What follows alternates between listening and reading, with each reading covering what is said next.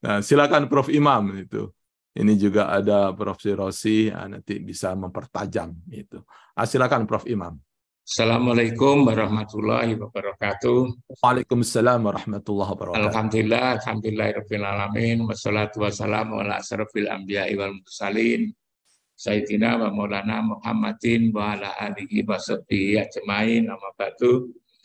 Gus Wahid yang saya hormati, para senior, ibu-ibu, bapak-bapak beserta kalakoh yang berbahagia, kita banyak bersyukur pada Allah.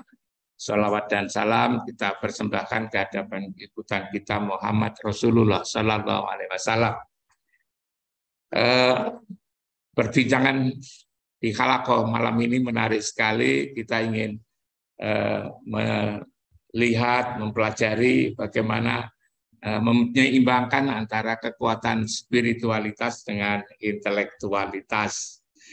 Tadi sudah dibahas oleh Gus Wahid, rasanya jelas sekali bahwa orang yang bertakwa itulah yang nanti akan mendapatkan ilmu, diajari ilmu dari Allah. Nah, saya kira ini perlu kita mencari pemahaman sebetulnya yang disebut dengan takwa itu sendiri seperti apa ya, hakikat daripada takwa pada wilayah hakikat. Kalau yang namanya spiritual itu kan ingat sebetulnya. Ingat, zikir. Zikir itu pekerjaan batin, pekerjaan hati. Hanya lalu kemudian kita seringkali berhenti di pekerjaan mulut. Lalu menyebut. Kalau mulut kan, lisan kan menyebut. Lalu menyebut jumlahnya berapa. Sampai kadang-kadang ribuan, kadang-kadang beberapa lama kita harus menyebut dan seterusnya itu.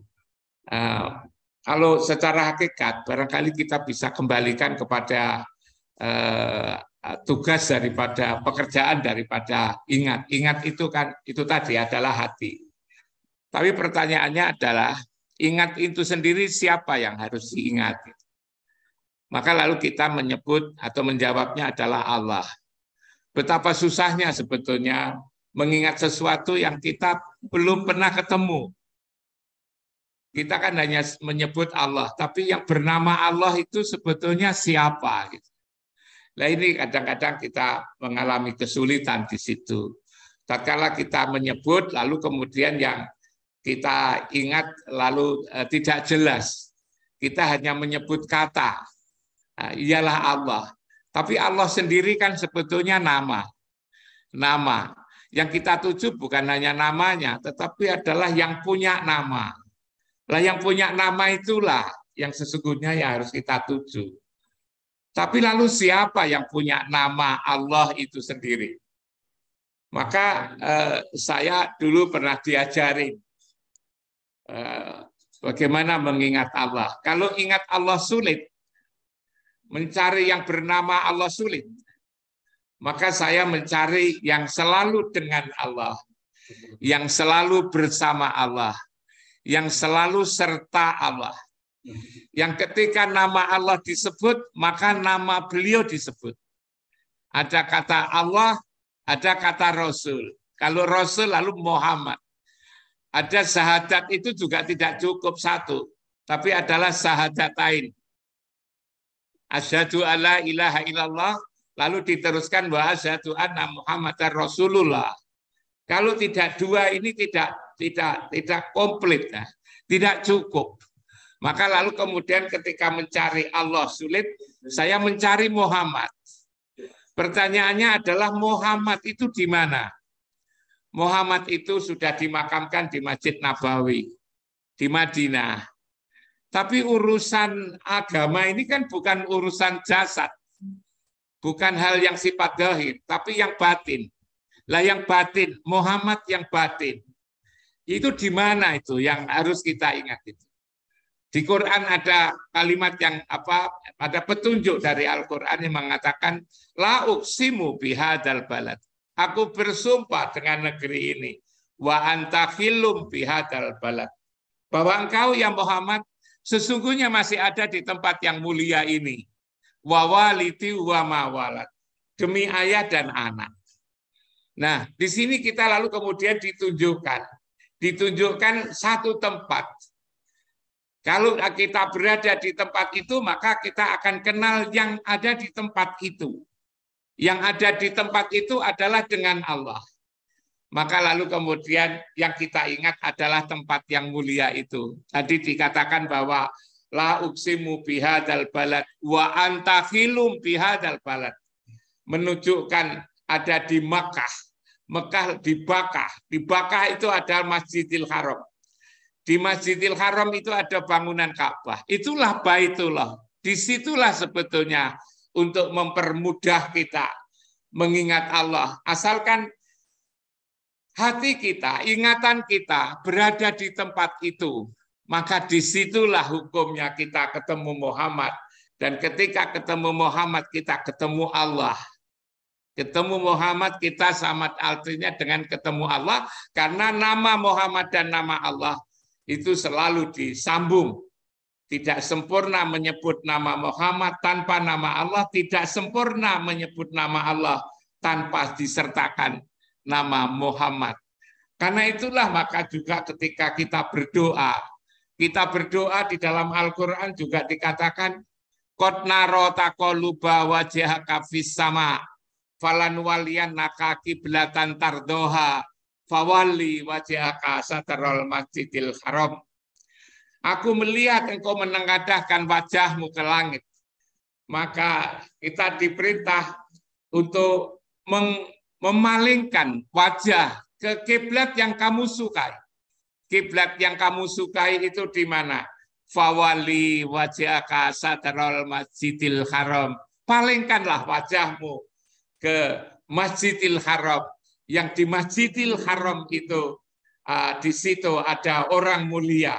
Masjid adalah tempat sujud, haram adalah mulia, tempat sujud yang mulia. Artinya Quran memang menganjurkan kepada kita agar kita selalu meletakkan atau mengarahkan ingatan kita itu kepada Masjidil Haram. Karena di Masjidil Haram itulah untuk memudahkan kita mengingat. Maka di situ ada Muhammad. Dan ketika Muhammad ada di situ Allah. Maka lalu kemudian betapa pentingnya tempat itu. Betapa pentingnya Masjidil Haram itu. Sampai 5 kali sehari semalam.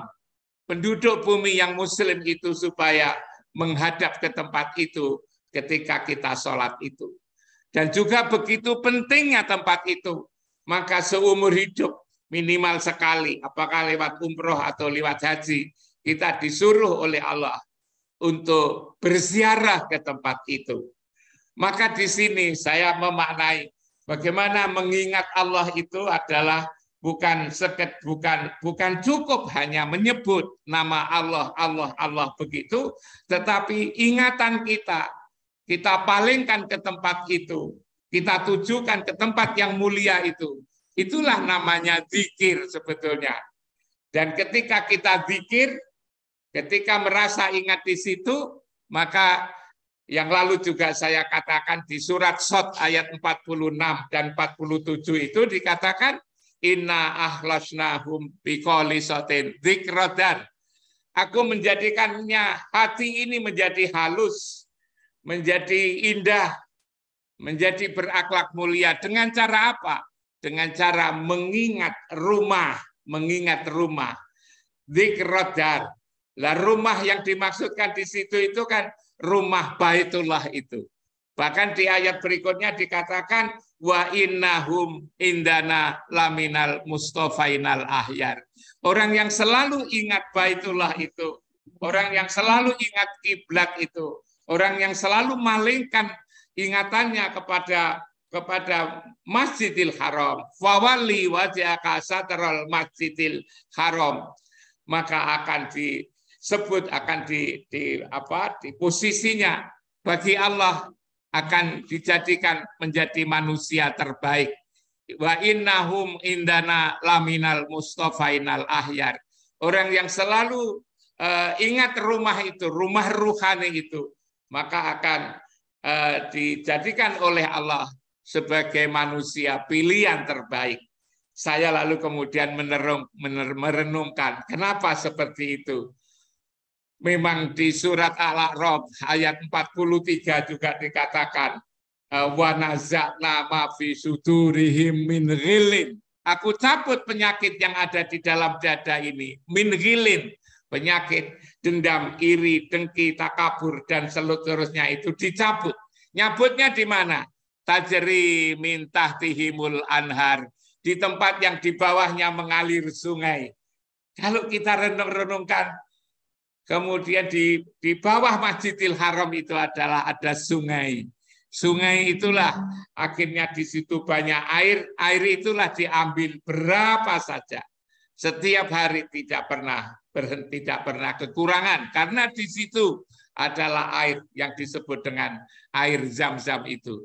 Nah, inilah logika yang bisa saya sampaikan. Bagaimana cara kita beringat? Ingat Allah, zikrullah, bukan hanya sekedar menyebut. Yang namanya zikir adalah pekerjaan hati. Lah kalau pekerjaan hati apa? Pekerjaan hati itu adalah ingat. Ingat Allah sulit, maka ingat yang dengan Allah. Yang ketika nama Allah disebut, nama beliau disebut. Di Quran ketika menyebut Allah, di situ lalu diteruskan dengan Rasul. Allah dan Rasul, Allah dan Rasul. Atiullah wa rasulahu. Itu begitu banyak. Ingat yang bersama Allah Muhammad. Muhammad di mana? Tadi saya katakan, la uqsimu bihadal balad wa anta khillum bihadal balad wa walidi wa ma walad. Nah, ini yang namanya ingat Allah. Lalu kemudian kita sambung barangkali dengan pengertian takwa. Takwa itu apa?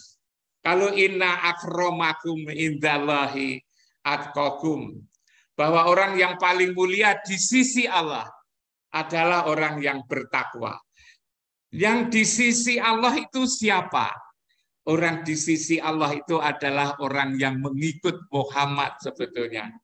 Orang yang mengikut Muhammad itulah disebut dengan orang berada di sisi Allah. Karena Muhammad selalu disebut atau berada bersama Allah, dengan Allah, serta Allah. Kalau saya umpamakan, kalau ibu saya itu selalu bersama Bapak, dengan Bapak, serta Bapak. Bersama ayah, serta ayah, dengan ayah. Tapi saya, karena saya menjadi di sisi ayah saya ikut ibu saya. Saya ikut ibu saya itulah saya, artinya saya berada di sisi ayah. Kalau kita ikut Muhammad, maka lalu kemudian kita disebut sebagai berada di sisi Allah. Kita ikut Muhammad.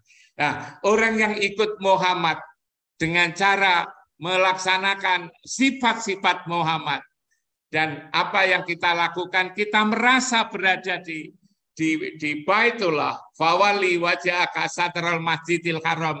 Kita selalu malingkan wajah ke Masjidil Haram, maka kita mengikut Muhammad dalam pengertian spiritual ini. Dan ketika kita ikut Muhammad, maka lalu kemudian kita disebut sebagai berada di sisi Allah. Itulah takwa sebetulnya itu. Itu takwa. Memang berat sekali rasanya itu. Agama ini adalah persoalan-persoalan yang lebih konsentrasi kepada persoalan batin. Persoalan apa yang ada di dalam dada ini. Persoalan-persoalan yang gaib sebetulnya itu. Nah, karena itu maka cara memandangnya itu adalah hal-hal yang bersifat gaib itu. Ruhani kita gaib, ikut Rasul yang gaib. Lalu kemudian kita taat kepada Allah yang juga gaib itu kan. Nah, tapi lalu kemudian sekali lagi saya katakan, tatkala kita mengikut Rasul di Baitullah, itulah yang disebut dengan takwa. Dan memang dalam Al-Quran kita dianjurkan seperti ayat yang saya katakan tadi, fawali wajhaka syatral Masjidil Haram. Orang yang hatinya penyakitnya sudah dicabut, orang yang lalu kemudian dengan selalu merasa berada di rumah ruhani itu, hatinya menjadi bersih, akan dipilih oleh Allah menjadi manusia pilihan yang terbaik, maka pantaslah sebagaimana yang Gus Wakid tadi mengatakan bahwa orang yang selalu bertakwa, orang yang selalu bertakwa, yang hatinya bersih, yang damai, itu kan, yang tidak punya permusuhan, lalu kemudian tidak punya beban yang sifatnya maksiat, maka oleh Allah dikatakan tadi wattaqullah wa yu'allimukumullah, Allah akan mengajar langsung karena kita ikut Muhammad itu. Nah, ini Gus Wakid, saya kira yang ingin saya sampaikan, bahwa spiritual itu pendekatannya juga spiritual, gitu kan. Lalu kemudian dengan spiritual itu penyakit hati kita dicabut. Yang tadi kalau saya ulang lagi di surat Shad ayat 46 mengatakan inna ahlasnahum bi khalisatin dzikradar. Aku menjadikan hati ini damai, hati ini bersih, hati ini suci dengan cara mengingat rumah dzikradar. Wa innahum indana laminal mustafainal ahyar. Mereka yang selalu ingat Baitullah itu, merasa hatinya ada di tempat yang mulia itu, maka akan dijadikan oleh Allah sebagai manusia pilihan terbaik. Kenapa menjadi manusia pilihan terbaik? Di surat Al-A'raf ayat 43 mengatakan, wa naza'na ma fi sudurihim min ghilin, aku cabut penyakit yang ada di dalam dada ini, min ghilin, penyakit dendam, iri, dengki, takabur, tamak dan seterusnya, hasud dan seterusnya. Di mana nyabutnya? Tajri min tahtihimul anhar, di tempat yang di bawahnya mengalir sungai. Itu yang kita kenal sungai, airnya itu disebut dengan air Zam-Zam. Di mana menyebutnya? Tajri min tahtihimul anhar. Dan kalau orang yang lalu kemudian penyakitnya sudah dicabut, maka dikatakan inna sholata tanha anil fasa wal munkar. Orang yang sesungguhnya sholat itu, kenapa sholat? Sholat itu adalah nyambung ruhani kita dengan ruhani Muhammad, Muhammad dengan Allah. Maka lalu kemudian hati kita jadi bersih. Tatkala hati kita itu bersih, maka berpikirnya pun juga akan menjadi jernih. Dan itu juga bisa diterangkan lewat surat Ali Imran 190 itu 91, ada konsep yang ada konsep tentang ulul albab. Konsep ulul albab yang 191 mengatakan bahwa siapa ulul albab? Ulul albab adalah alladzina yadhkurunallah qiyaman wa qu'udan wa ala junubihim. Orang yang selalu ingat Allah tatkala sedang berdiri, duduk, dan berbaring. Orang itu posisinya hanya 3. Kalau tidak berdiri ya duduk, kalau tidak duduk berbaring. Itu harus ingat Allah. Wa yatafakkaruna fi khalqis samawati wal ard, ialah orang-orang yang selalu merenungkan penciptaan Allah baik di langit maupun di bumi. Diteruskan ayat itu, Rabbana ma khalaqta hadza batila, bahwa semua ciptaan Allah ini tidak ada yang sia-sia. Bagaimana agar tidak sia-sia? Saya dapat renungan, ya harus ada teknologi. Nah, teknologi itu kalau kemudian kebablasan juga membuat kerusakan manusia, maka ayat itu diteruskan, subhanaka fakina ada wakina ada banar, ya Allah jauhkan kami dari siksa, dari kerusakan-kerusakan yang berpotensi untuk kami terima ini. Jadi antara zikir, pikir, dan amal soleh, pikir, teknologi kalau menurut saya, itu adalah menjadi satuan. Sehingga kalau disebut keseimbangan antara spiritual dan intelektual, maka lalu kemudian menjadi nyambung lewat surat Ali Imran ayat 91 ini. Saya kira itu, Gus, pandangan saya yang Masya Allah, luar biasa. Saya kutipkan dari Al-Quran ini, barangkali bisa dijadikan sebagai bahan pertimbangan dan juga bahan renungan untuk menjalani hidup kita ini. Mohon maaf. Assalamualaikum warahmatullahi wabarakatuh.